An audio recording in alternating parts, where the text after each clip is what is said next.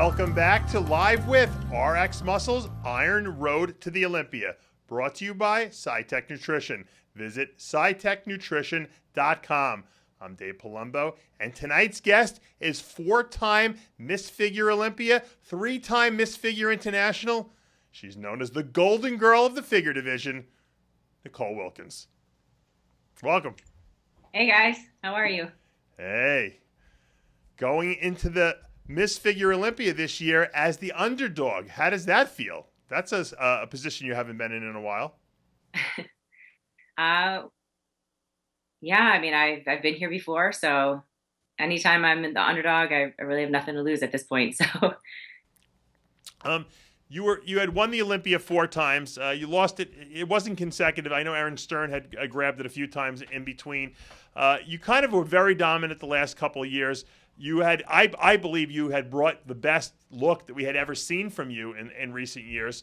And then along comes Latorya Watts, pretty much out of nowhere, and wins last year. Was that a surprise to you that you lost? well, I train to win every year, so I went into the show knowing that I wasn't feeling as good as I had in 2013 and 2014, but I still felt it was good enough to win. But there are a lot of really great girls up on that stage, so you really never know what is going to happen, and you can't let anything slip because someone could take that spot really easy. I don't know if you agree with me, and you could tell me if you do. I thought that 2014 was the best Nicole Wilkins we had ever seen. You really brought conditioning that we hadn't seen from you before. Would you agree with that? Yeah, I would agree.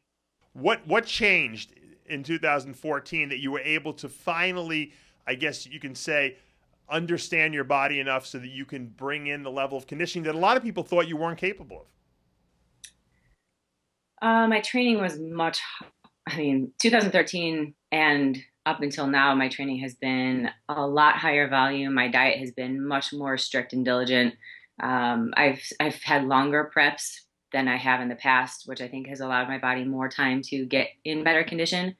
I think, getting older also helps with muscle maturity. I mean, I started 15 years ago, so obviously my physique has changed quite a bit since then.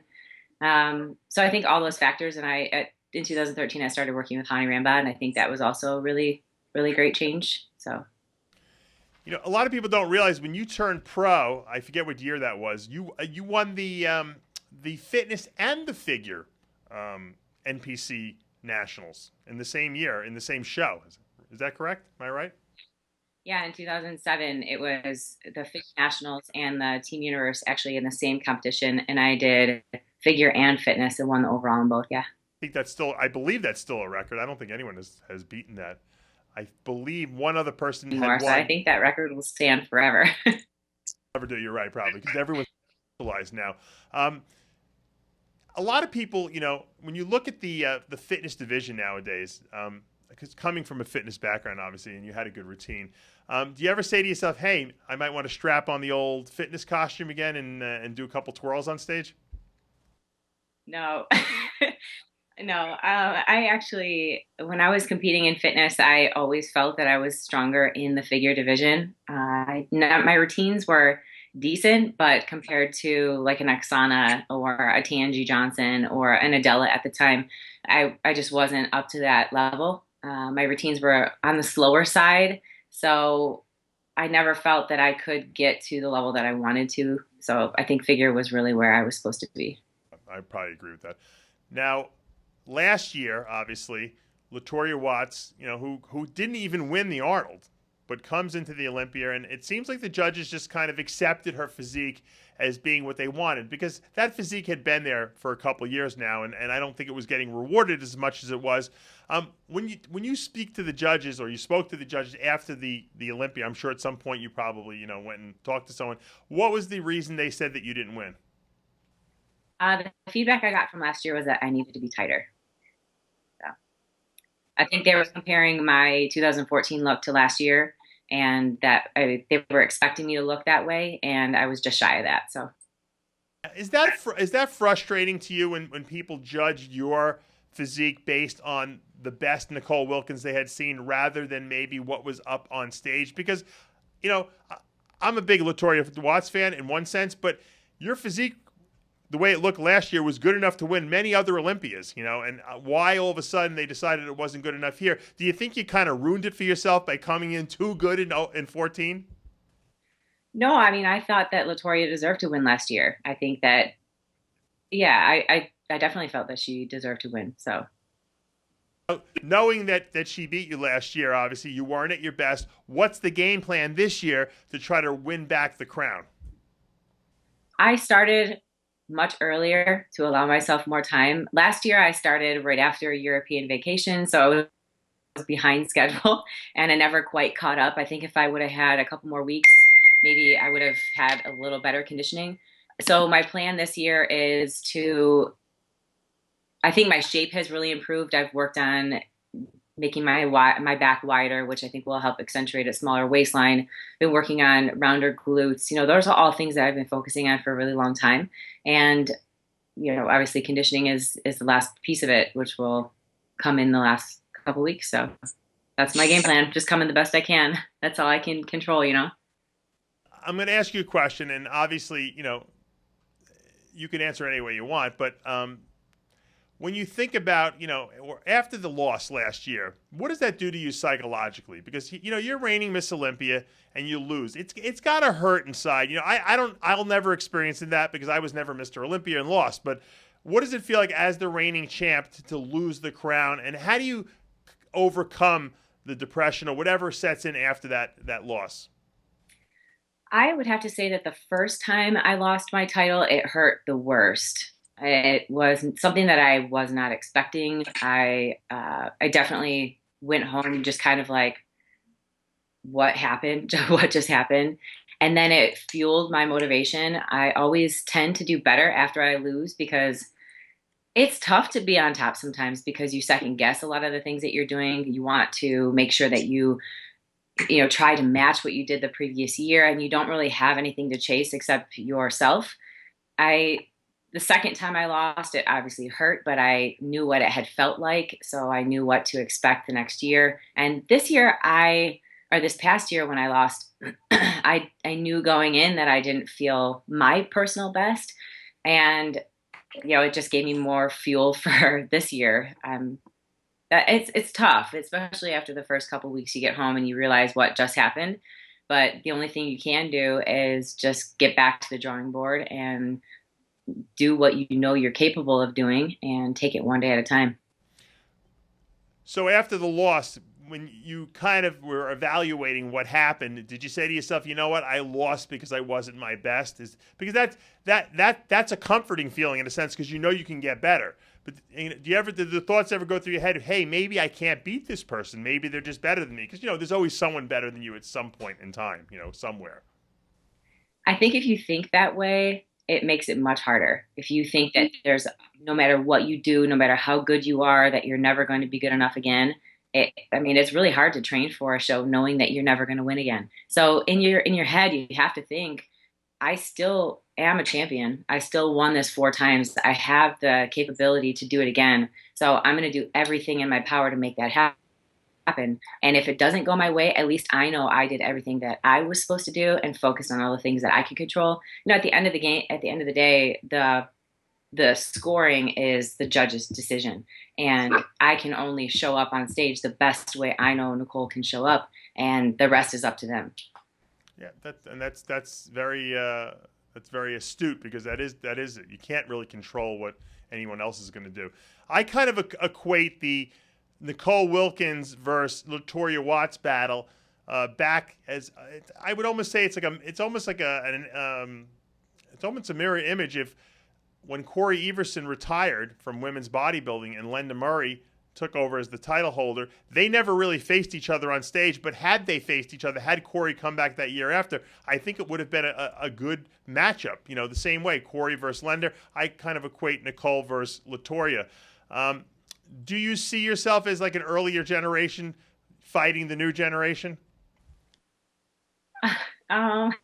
I never really thought about it that way, but I guess kind of. I think I'm the figure athlete on the Olympia stage this year who's been around the longest. So I guess in that way you could say that, but Yeah. Because you have a young look, so you look like you look like you're 18 still. So, but you've been competing for quite a long time now. Yeah. Yeah. This will be my ninth time on the Olympia stage, but Wow. I'm than a lot of the girls that are competing. I'm only 32, so I feel like I still have a lot, That's true. you know. You started young. Let's talk about your website because you know I'm always fascinated about how people make their living in this industry, and everyone has different avenues of doing that and different streams of income. I love the fact that you have taken what you're doing and you've basically opened your life up to the world of figure and for all the athletes and the women who want to like emulate what you do, and you basically make it available to people. I mean, your whole life is online on NicoleWilkins.com.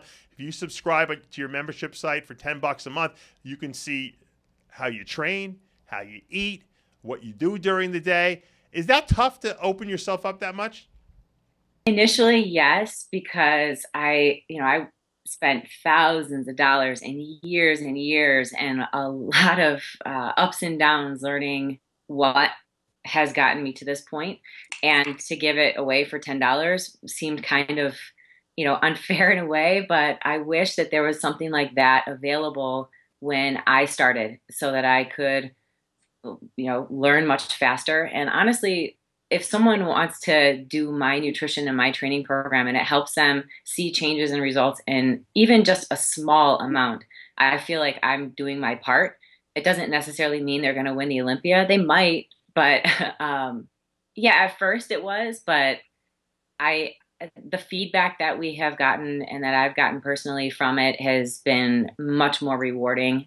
So it's something that I really like and I feel good about. So. No, I'm a big believer in giving away information for free almost. I mean, obviously you got to make a living. I think what you're doing is awesome. I mean, is it hard in the sense that your whole life is exposed? Because, you never can you really take a break. You're always thinking, all right, I got to film the next workout. I got to film the next, meal I make. I got to film myself going to the grocery store or whatever you happen to put online. It's time consuming to do that.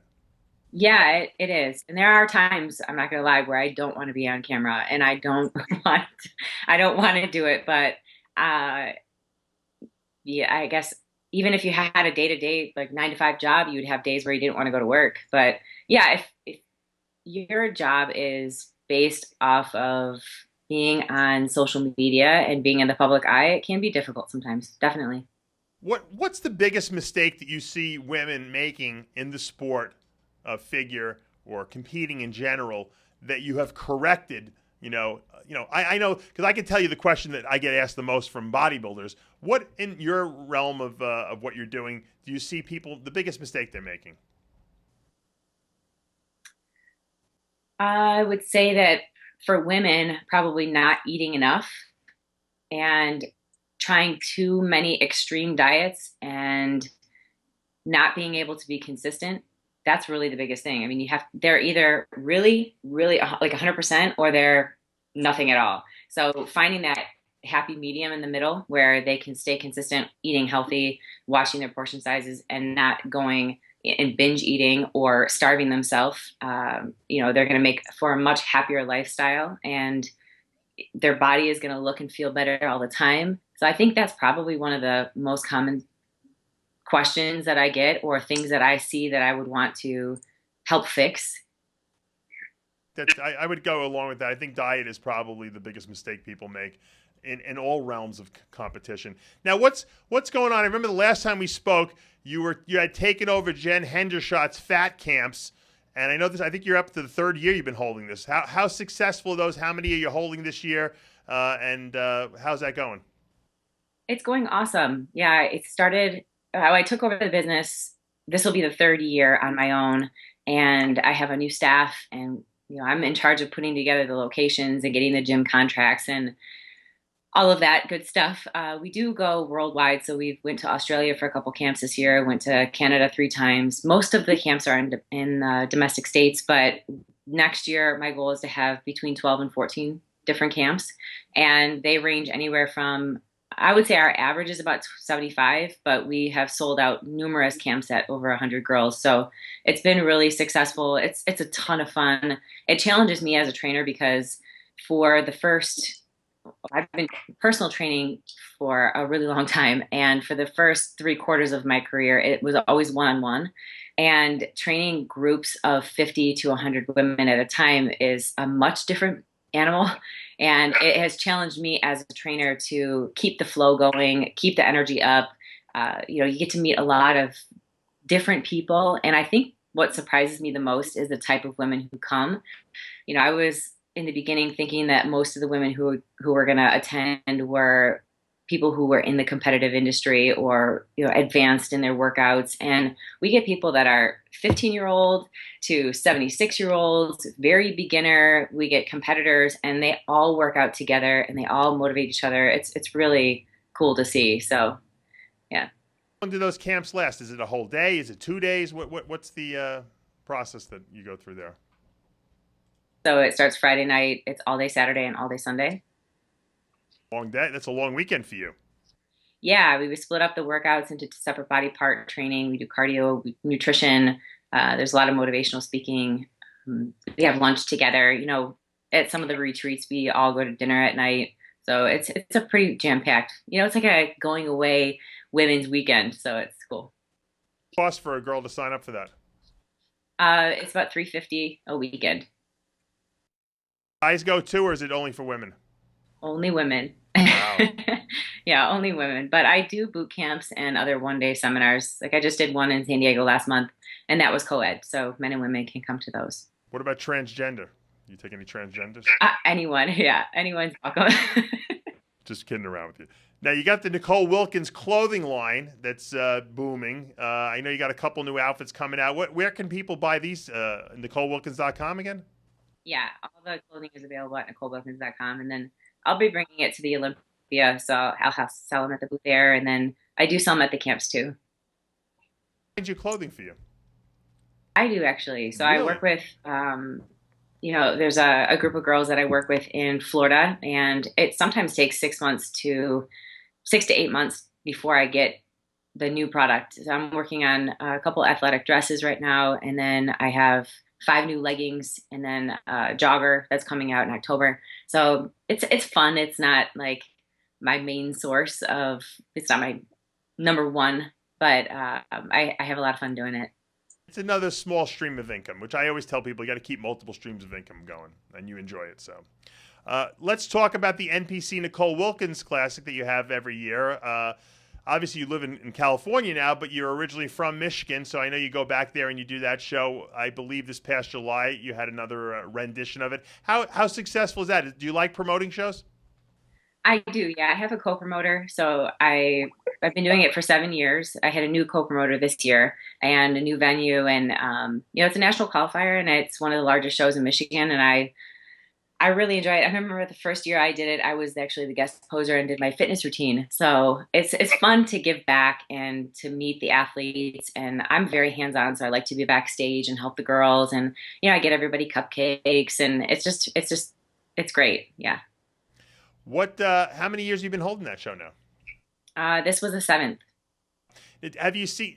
Are you almost like shocked by the amount of people that compete now at these shows because of all the new divisions and I guess the avenues where people can? There's pretty much a division for everyone now with men's physique, classic physique, women's bikini, figure, fitness. It's the whole nature of promoting shows now has completely changed to a small type of thing to where you can actually make a lot of money now. Pretty crazy. When I first started competing, it was only fitness and bodybuilding. There wasn't even bikini. Figure was 1 year old. So a lot has changed in that period of time. But I think it's great because it allows people of all different body types to have a category to compete in. So I think it's great. Do you think that the figure division has evolved to a point where the girls are too big? I think at some shows they are pushing the envelope slightly. So is that a problem? You think it can get out of control like women's bodybuilding or even women's physique did for a year or so there? Do you think it's important for them maybe at the Olympia to rein it back a little bit?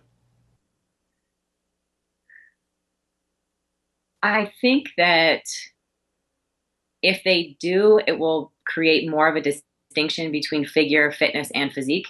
I do think that some of the figure girls are a little too hard. And if they want to look that way, that's awesome. I really love that look, but I think that would be more of a physique division look. So I hope so, but I know that if that's the look they're going for, I probably won't win again. The reason I say that, and I love muscle and I love conditioning, but I believe with all the divisions out there needs to be a distinction, and they shouldn't be confusing when you're looking at the winners of each division, what division they belong to. I think that the women's physique girls are getting a little too big, and I think the figure girls are getting too big, and I think that they need to make a definitive statement at this year's Olympia so that we have a standard that could be followed and not gotten out of control, because then we get results that I find that are inconsistent from show to show. Have you seen that? I do. I think that the judges can really only judge who's on stage that day. So if a majority of the girls are hard, a harder girl is going to win, which is hard on them, on the judges too. But I think that the Olympia is a great way for the judges to make that call as far as what look they're actually going for. Because, I mean, I know for me, when I wasn't at the Olympia level, I was always looking at those girls for how my conditioning should be, how my shape should be, how my stage presence should be.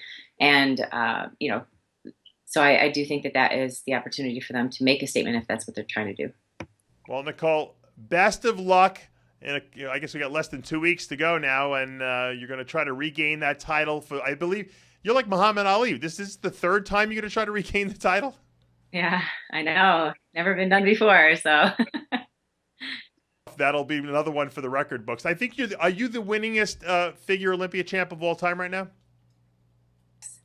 I think so, right? Yeah. Yeah. So, let's see if we can add another statistic to the record books. Best of luck. Thank you for talking to us, and good luck on the last 2 weeks of your prep. Thank you, Dave. I'll see you there. All right, that'll take us to the end of another episode of Live with RXMuscle's Iron Road to the Olympia. Brought to you by Scitec Nutrition. Visit scitecnutrition.com. I'm Dave Palumbo, and we'll see you next time.